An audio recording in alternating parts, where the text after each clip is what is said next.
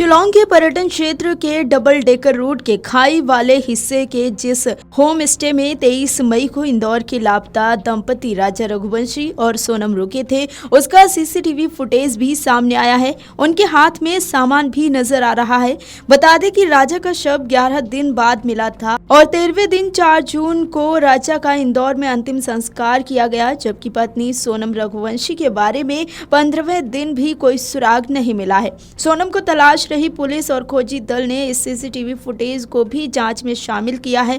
इस home stay में राजा और सोनम ने बैग रखे थे और फिर वे घूमने निकल गए थे। वे दोबारा होम स्टे में लौट कर नहीं आए क्योंकि उसके बाद सोनम और राजा लापता हो गए थे। 11वें दिन राजा का शव डबल डेकर रूट के पार्किंग यार्ड के नीचे 150 फीट गहरी खाई में मिला था, जबकि सोनम अभी भी लापता है। सोनम की खोजबीन बाइसा डोंग के पहाड़ी क्षेत्र में तलाश की जा रही है। सीसीटीवी फुटेज में राजा और सोनम नजर आ रहे हैं। तब उन्होंने सफेद रंग के कपड़े पहने थे। ये फुटेज तब का है जब उन्होंने होम स्टे में चेक इन किया था। दूसरे दिन वे सुबह टूरिस्ट स्पॉट को देखने निकले थे। तब दोपहर में सोनम की उसकी सास से फोन पर बात भी हुई थी। सोनम ने तब कहा था कि वहां खाने पीने के लिए ज्यादा चीजें नहीं हैं। उपवास होने के कारण सोनम ने एक दुकान पर कॉफी पी थी, लेकिन सोनम को कॉफी अच्छी नहीं लगी थी और उसने फेंक दी थी। खराब कॉफी को लेकर राजा की दुकानदार से बहस भी हुई थी। उसके बाद दोनों के फोन बंद हो गए थे। राजा और सोनम रघुवंशी की शादी 11 मई को इंदौर में हुई थी। वे 20 मई को हनीमून के लिए रवाना हुए थे।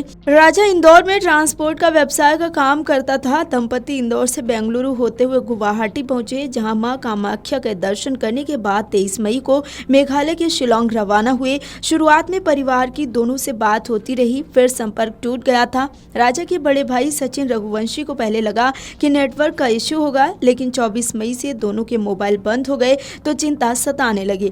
कई प्रयासों के बाद जब कोई संपर्क नहीं हो सका तो सोनम के भाई गोविंद और राजा के भाई विपिन इमरजेंसी फ्लाइट से शिलांग पहुंचे। इसके बाद वे सर्चिंग टीम के साथ जुड़े। 11वें दिन राजा का शव बरामद किया गया। हालांकि अब इस मामले को लेकर कई सारे सवाल उठ रहे हैं कि ऐसा क्या हुआ कि गुवाहाटी से राजा और सोनम ने शिलांग जाने का प्लान बनाया। 23 मई को ही दोनों शिलांग पहुंचे और दोपहर में ही उनके 3 मोबाइल फोन बंद हो गए। ऐसा अचानक क्यों हुआ? आखिर राजा की बेरहमी से हत्या क्यों की गई? अगर लूट का इरादा था तो स्कूटी चाबी के साथ कैसे खड़ी रही? राजा की हत्या और सोनम के लापता होने के मामले में कितने लोग शामिल हैं? 1 या 2 आरोपियों के लिए ऐसा करना आसान नहीं है।